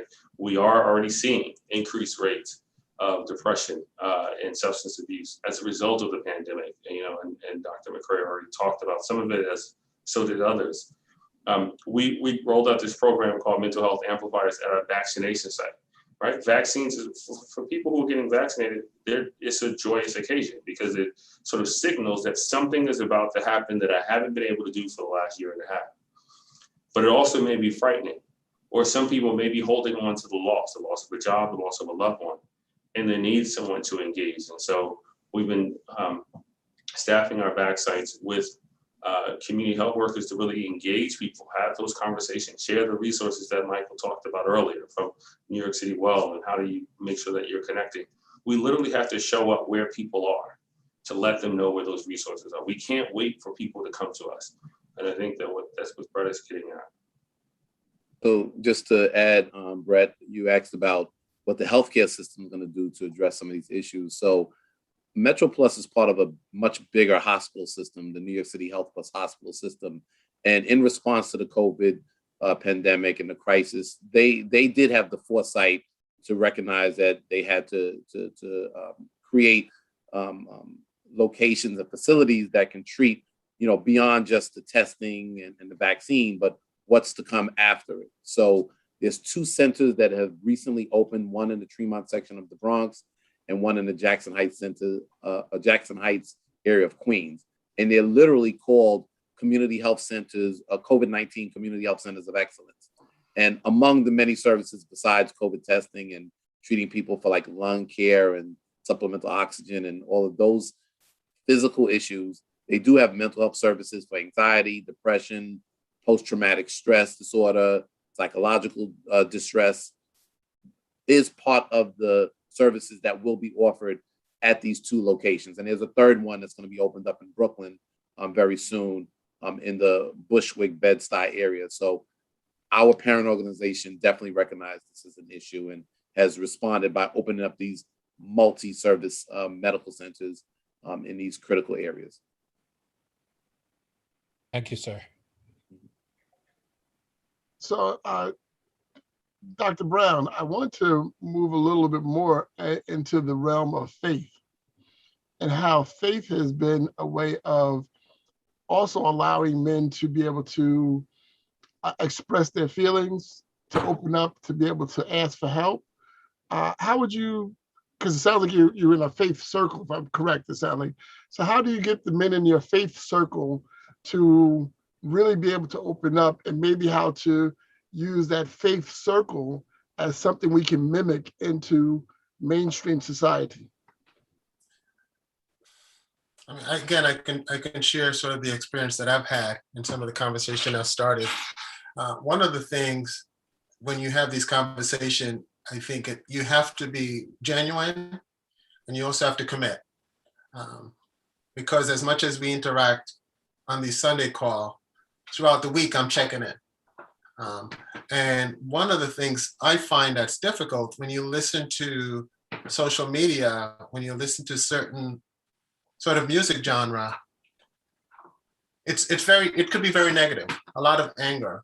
And yes, we're angry, but how do you get past it? So I've really used a lot of sort of gospel sort of flavor with my conversation. I've talked about the family and the role of the family. I've talked a lot about sort of your spiritual wellness and what does it mean, and how does that connect to sort of what God envisioned for us. I talk a lot about, the next life. And if we believe in the next life and we want to look back on sort of what we leave behind, how do we do that? So so it's really, it gets a bit emotional at times when you really get someone to open up about being afraid. And when you talk about being afraid, what does that mean? And the fear is not so much COVID, believe it or not. The fear is sort of my family. How will I provide? How will I keep them safe when I myself don't feel safe? And as a Black man, where you don't know if tomorrow you're going to make it home, how do you go on and ensure that your family? So we talk a lot about, for the unknown, for what we don't control, how do we let go and just allow ourselves to do what we can? Because fear could really prevent you from moving forward. So we talk a lot about, really believing in sort of that there is a higher power that controls our destiny, and that we should not be the judge of what men do, but really allow ourselves to walk a path that we feel that we model what we'd like to see other generations take on. So those are the kind of conversation, but it gets really, we've had a few guys crying just because it opens up a Pandora box where, I can't talk to my wife about this because she expects me to hold us together. But how can I hold us together when I can't even hold me together? But again, it's being there and being committed and being ready for the difficult conversation. Because again, it's easy to talk about when things are going well, but when things are not going well, when you get a one-word response, that's a cue that something is not right. How was your day? It was okay. How's the family? Good. We're moving along. We're tracking along. So I really try to really use scriptures. We spend a lot of time in Exodus. We find Exodus very relevant. We find Exodus extremely relevant to sort of what we're going through. And we do a lot of comparison. We talk a lot about sort of the plague, and we spend a little bit with Psalm just to kind of bring us back to the better time. But Exodus is a very popular scripture among the folks that I interact with. And again, we all subscribe to this daily Bible app. So, we do sort of the 6-week commitment where you read the scripture and then we sort of do the chat.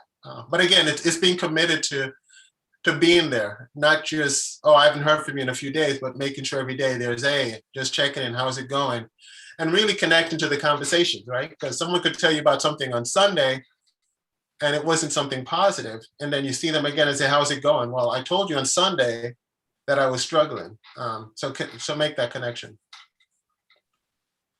I don't talk that much about this, but I'm a Sunday school teacher. Okay. I'm struck by what you said right now, like and I work with the high school students. So the superintendent and I, we teach a lot of the classes, and once in a while I want to do a totally secular intervention, and I'm holding myself back.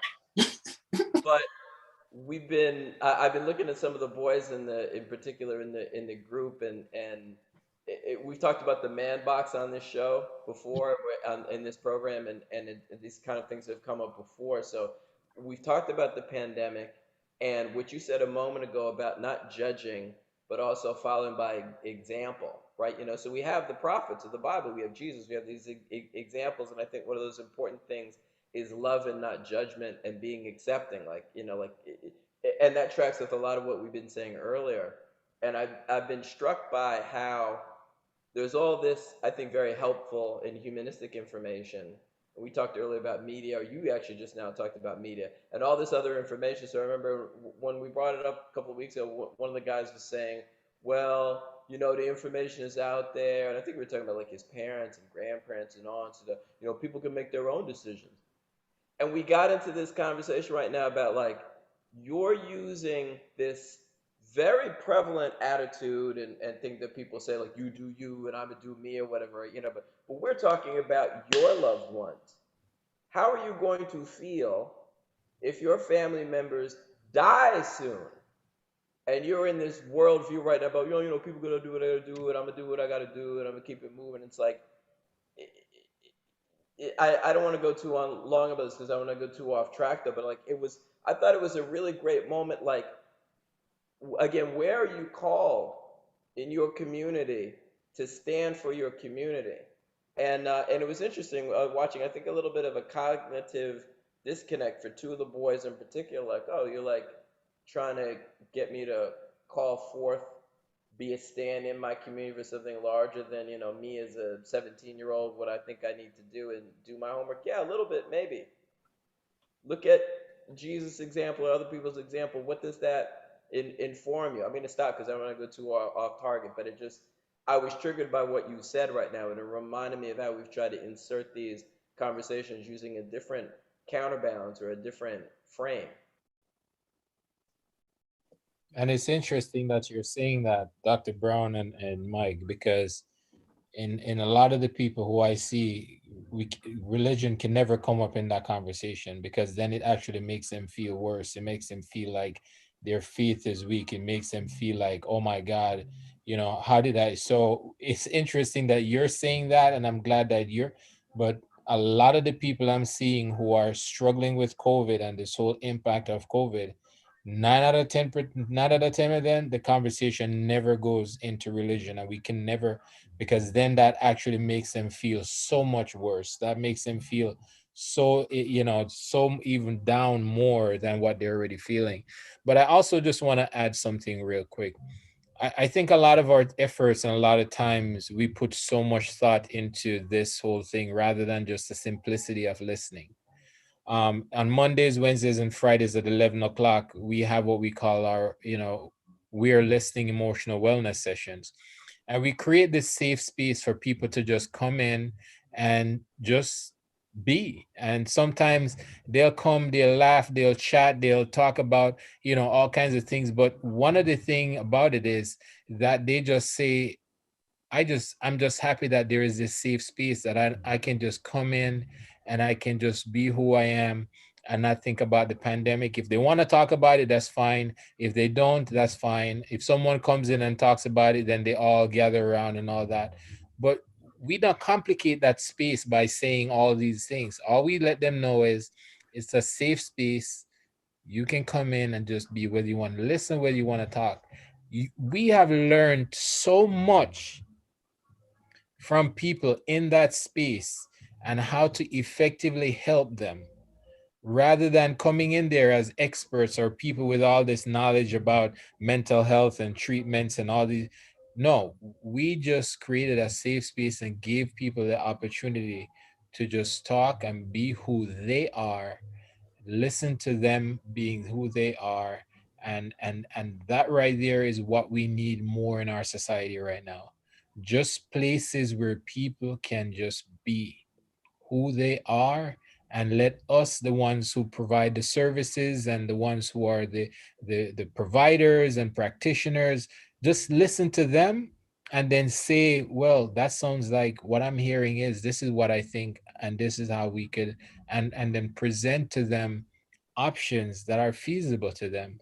I think the mental health industry has this one size fits all model that does not work for everybody, and so when you come in, it's like a table is laid out for you of these services, and you have to pick something from that table that works for you. And a lot of times what's on that table doesn't work for you. So what do you do then? You then not get the service, or you don't meet an effective practitioner or resource that works for you. You go home and you end up stuck with this whole situation. I'll share something with you. Dr. Brown, I came to my PCP, right? I was having severe headaches. My PCP looked on my chart and realized I have a history of suicide. And when the nurse gave me the PH9 form, right? The PHQ9 form to fill out, that form is something, Dr. Easterling, we got to get rid of that form, okay? Or we got to tweak it or do something with it. Because on that form, it asks, have you ever thought about self-harm? Have you ever felt depressed? And I'm a very truthful guy. So I answered yes. So Dr. Brown, I came to you as my PCP, but when you saw my history of suicide, it changed from my PCP appointment to me being rushed to the emergency room as an emergency patient needing emergency service. Like, this man is suicidal, we need to get him into. And they rushed me with 5 people, a security guard, 2 doctors, and 2 other people in a wheelchair, because they saw on my chart my history of suicide. Do you think I will ever come back into the healthcare system and even tell anyone or say anything to anyone about anything of my past or my history? So understanding how systemically, as Dr. Easterling was saying, and something that he and I have talked about, how when you come into the service models, those have to be part of the change too.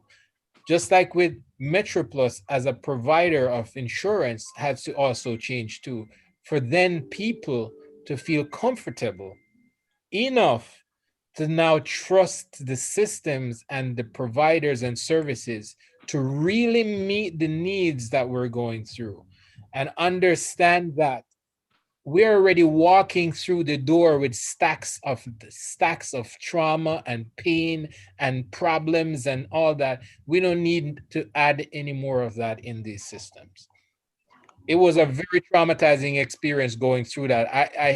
I was shocked that after all the work we've done, and I've been doing this work 20 years in the city, that after all the work that we've done to bring awareness to depression and anxiety and suicidality, that I myself, as a person who has been on the front line of this conversation around suicidality, had to go through that in 2020. So Brett, I want to get this last question in from YouTube, which I think is somewhat significant. It said currently the amount of gun violence in New York created more trauma on top of the trauma of COVID. And I think that is happening. We're not talking about the gun violence that are happening in our low income or our brown and Black communities is going on, especially with our young men of color. And I wondered how's that playing into COVID. And once again, I was listening to another podcast, and they said we have to be real careful because young people have been cooped up so long, this gunplay over the summer is going to get worse before it goes down. Yeah. So how can we also kind of level the playing field on this trauma where guns are so prevalent in our community? And this is another form of guys screaming, I need help, but they're using guns as a way of resolving issues. It I is. mean, I have a commentary, but I mean, I struggle when I see that on television because guns are not free. Guns are not free, and if I needed to get a gun, I don't even know where the first place to go. So I hear, like channels. There's certain channels where that sells, right?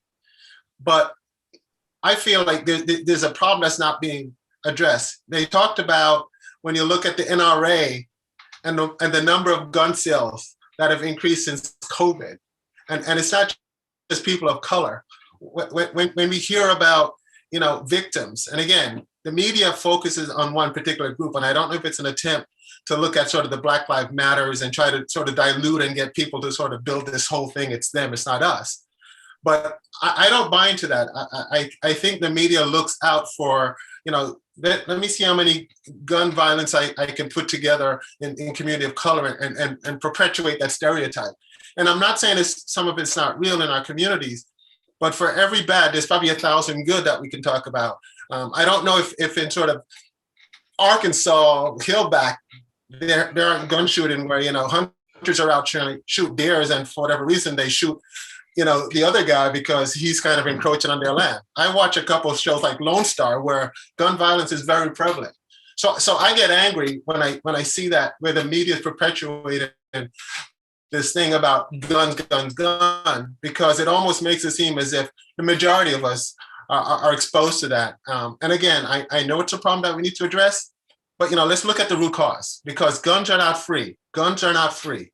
And the average person that gets access to a gun, you should say, how did you get that gun? Where did it come from? And I'm sure it didn't come from a person of color selling the guns. And let me just stop there, but that's just one of those areas I get really angry about when I see that. So I'm sorry. Dr. Brown from the top rope. I respect that, man. I really do. I really do. These are complicated issues.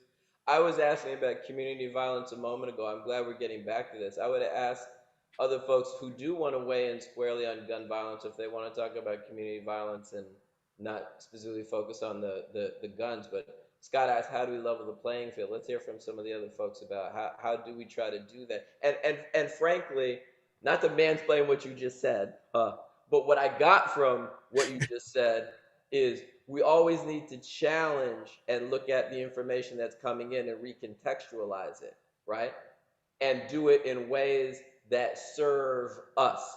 So it's not just about, oh, there's a problem over there. It's like, again, people, I think we said this in other sessions, hurt people hurt people. So it's not just that people are being hurt. We have to look at why are hurt people hurting people.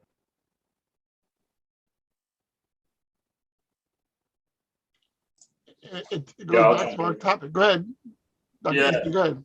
No, I mean, I totally agree with Dr. Brown. It's certainly a narrative shift.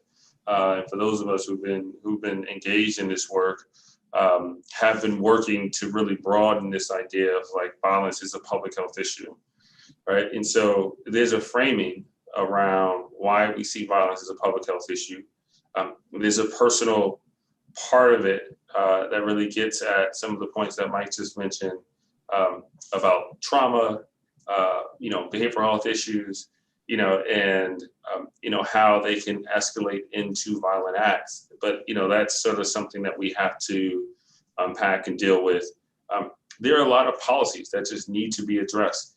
And what we have seen is that those policies and investments have not been directed into Black and Brown communities. We've always known that there have been violence in this country.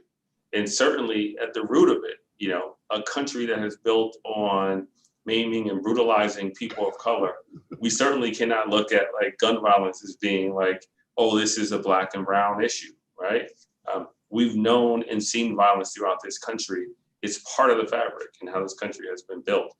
And so the story of violence isn't just like located within a certain few communities. But I do think that we need to approach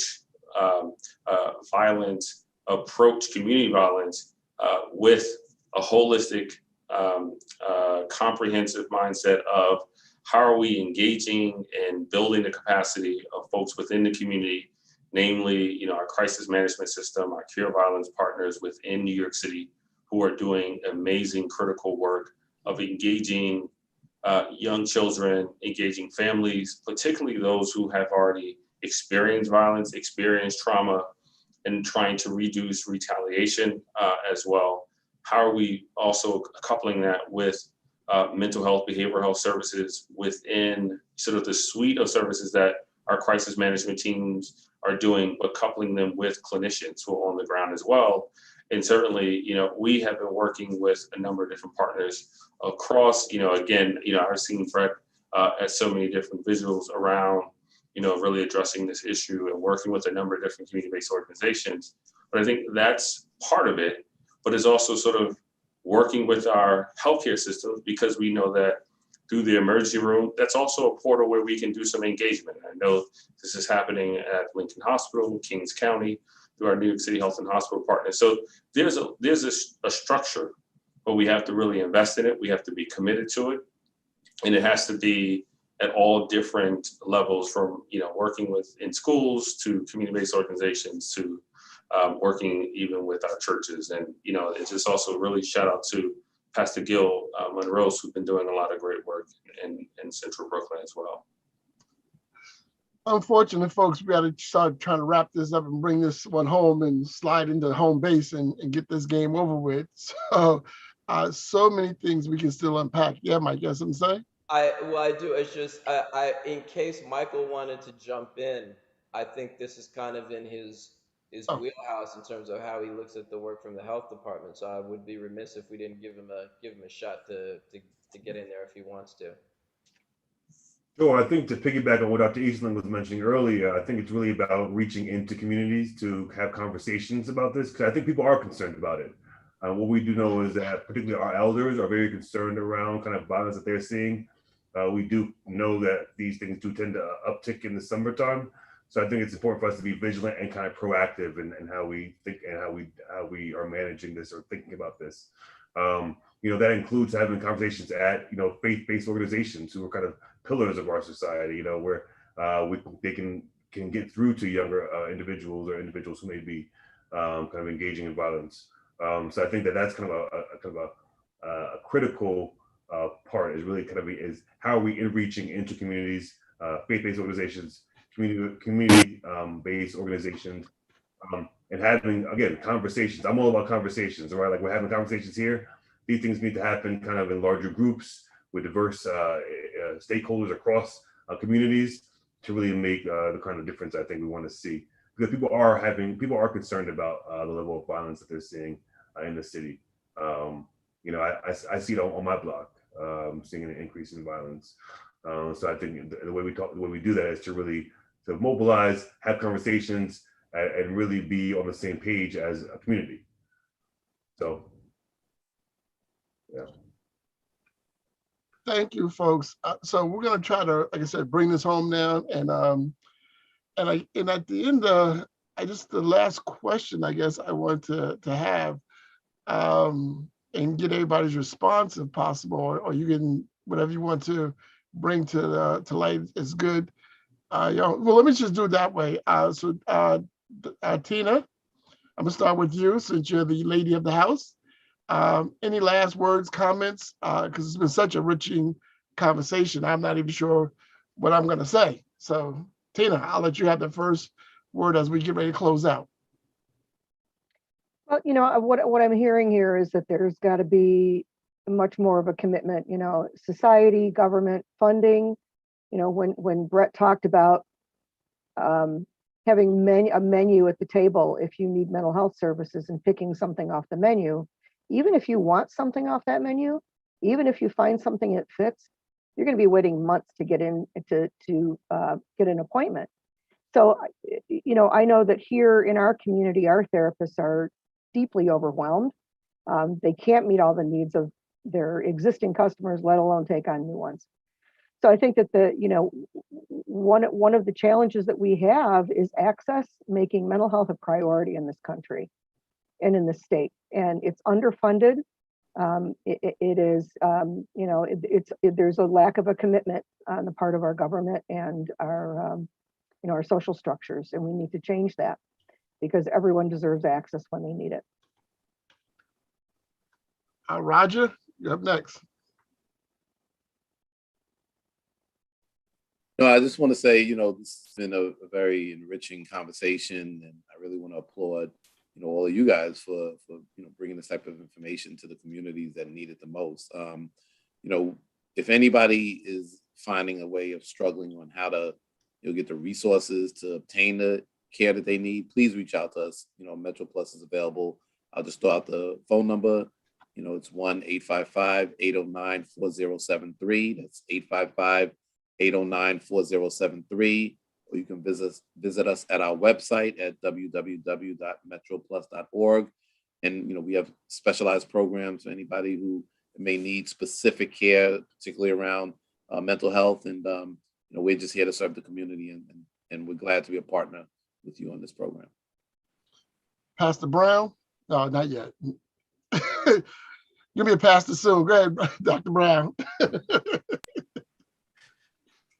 Well, first, I want to thank Roger for extending an invitation for me to join this group. Thank you. The timing was perfect. And it's a good forum. It's a really good forum for me to understand better the resources. As much as, I've been many years of practicing, I can tell you to this day, I still have patients calling me, asking me for sort of resources, opportunity, something as simple as, I'm looking to move and I'm having some legal troubles. What should I do? So one of the things about being a primary care provider, it's just that I'm a primary care provider. It's not just about, health, it's about wellness. But I really enjoyed the conversation. I enjoyed the learning, meeting you guys. I hope there's an opportunity for me to be a part of it. And as, Roger said, for Metro Plus, we're here to serve. We're growing across New York City. We're sort of in the areas that some of the private institutions keep away from. We're providing access to the patients that only is seen when there's a need to increase the number of membership that you have. We're truly putting the resources in there, and we're picking up the phone and having conversations, not just with primary care providers, but also specialists. Right. Where in the past, when I need to get surgery, I didn't have an option where I can get the best quality. And I would say over the many years that I've been a New York City resident, I can definitely tell you that Metro Plus has been providing a service that really goes on recognized, keeping the city healthy. So, we're definitely a part of the solution, not to bite from pots, but we are definitely part of the solution. And anything that I can do in the future, I'm definitely always interested in going in front of young people and just sharing my journey, coming from a large family, parents who basically gave everything to get us where we are. And, so far we've been able to keep on the straight and narrow, but it's not without a lot of pain and commitment and support. So thank you so much, Roger, for introducing me to this group. And I hope that you guys will invite me back just to really learn. Because I remember when I was sharing when I was going to join, I'm like, I don't know what I'm going to contribute, but I definitely want to learn. And I learned quite a bit tonight. I think you brought a lot to the conversation, Dr. Brown. Thank you. No, it's my pleasure. This was fun. This was a lot of fun. So Dr. McCray. So yeah, I was having some tech challenges throughout most of this, so I feel like I missed a lot of good conversation. But I think I wanted to really reiterate kind of the importance of having these conversations with those who are in your village. People are wanting to have these conversations, and I think we should, I heard a lot about kind of being non-judgmental, and I think that's an excellent way to start thinking about having these conversations. We oftentimes talk about going from like what's wrong with you to like kind of what's happened, just shifting the way we think about how people are presenting, being aware of changes in people, over time, right? Is mom or dad a little more grumpy than usual? Pay attention to those kinds of things. Those can be entryways for having conversations. And I always want to really encourage individuals folks to call NYC Well, 888 NYC Well, 24 hours a day, 7 days a week, 365 days a year. Call, text, chat, someone in the moment, and they're there for you. So I think that I want to really make sure people have that as a resource. But I'm really happy to be here, and so thank you for inviting me. I love to have these kinds of conversations. Brother Britt. Again, salute to you and Mike, my brothers. Thank you so much for continuing the conversation. On behalf of those who are out here struggling, going through the struggle and keeping the faith, and whatever your struggle is, you are not alone. It's okay to be not, it's okay to not be okay. Please know that whatever you're going through, don't let that stop you from finding people to connect with. There are a lot of people out here who support you. Myself, I gave my contact information. I put it in the chat. If you ever need someone to talk to who will listen and help to connect you as best possible, I'm here for you. So I just want you to know you're not alone, and I'm here for you. Thank you, Mike. Thank you, Scott. It was a great panel. Thank you to meet all of you. Tina, you and I will definitely be connecting more. All right. Roger as well. God bless you all. Keep up the great work.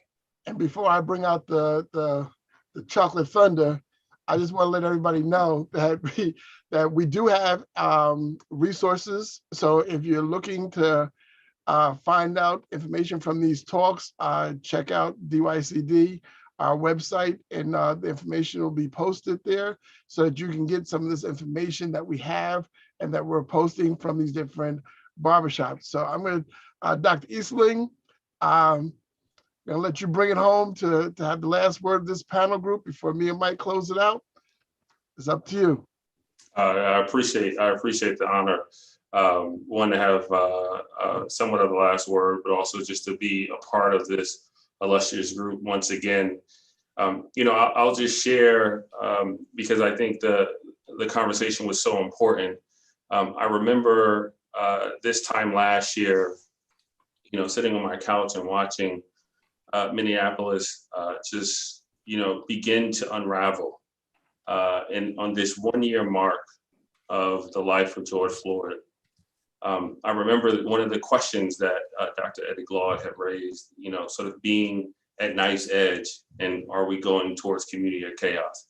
And I think we're still asking that question because we're continuing to elevate these challenges, the concerns, and really the solutions are not meeting the need. I think we have to get there. And I think this is the opportunity as we're emerging from this unprecedented year and a half that we've been in to really get there. And I just hope that we have the courage and the boldness to be as authentic and vulnerable enough to get there, to talk about those harms, but where we want to be. And I think that there are a lot of amazing individuals who are committed to doing that. And so I'm looking forward to what the next few months will bring. Panelists, I want to thank and appreciate you all for being here. Mike, another successful evening. But Mike, can you tell us what's happening Thursday? I will tell you, Scott. Thank you for serving that up, But before I do, I want to also, again, thank everyone for being part of this conversation. And what's funny is we just dove in. We didn't even really tell you what people's jobs were, what they do, during the week. We're like, what about this and what about that, And it's like 2 hours have gone by. But what I can say is every person, to a man, to a woman, everyone is here cares about New Yorkers, and they demonstrate it day in and day out. I happen to have some intel and insight on some of these people, so I know that they fight battles that they're not going to talk about, that we're not going to record. And sometimes they win big victories too, but they keep fighting. They fight for equity. They fight for racial justice. They fight for healing in our communities. And I really want to thank them. I really want to thank them. And I've learned, and I hope whoever is listening has learned from this evening discussion. As I said, that probably the two things that I learned is we got to change how we listen, and we have to be ready to listen. So when someone says, "Oh, just keep it moving," I just whatever is like, what's really going on, and it's okay to invest in people we say we care about. Whether they're there for us later on or not. But you know what? If you keep your village and your community strong, you will have people who are going to be there for you when you need it. But we got to think about how we listen. That's not lost on me. I hope that wasn't lost on you too. And the other thing I want to say, and I want to start doing this, I haven't been doing this, right? A lot of people are finding this live time where we stream this, and a lot of people are coming to the conversations after they've been archived and they're on YouTube. If you like the portion of what you heard, email this to 5 people, because there may be something that someone hasn't caught this conversation that they need, that they can use. Maybe this can help bridge, even if it's just a conversation between you and that other person. Maybe you don't need the resources, but the conversation helps spark something for you. 5, if you please. And I say that also because we've been doing this, and look what's happening. It's growing. It keeps growing. So we just had this conversation. May is Mental Health Awareness Month. We just had this conversation about trauma. May is also Asian American Pacific Islander Heritage Month. And so 2 days from now, we're going to be right back in the barbershop. We're going to do this all over again with a whole other cast of colleagues, a whole bunch of great guests, as we do Asian American Pacific Islander Heritage Month. And we're going to spend some time on the love, but we also got to talk about Stop Asian Hate. We know that that's wrong. We know that that's not appropriate. And we want to reach out to brothers and sisters across the city and everyone else who's listening too. Whether you're part of the BIPOC community or not, we got to stop this hate. We got to get to the love. So, and that's not even the end of it. We got two barbershops this week, and then we're going to come back next week. We talked earlier about vaccination. We're going to do a whole barbershop talk next Thursday, specifically about youth vaccination. Because if you're reading in the news, with one of these vaccines, kids 12 and up can take the vaccine. So we're not going to spend time on that right now because we're already over time.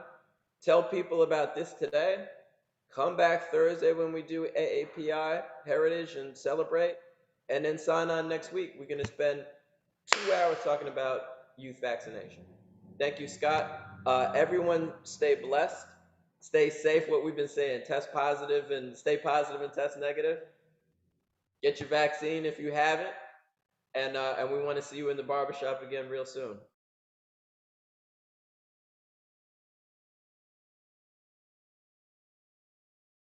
Good night, everyone. Stay safe. Thank you all. God bless.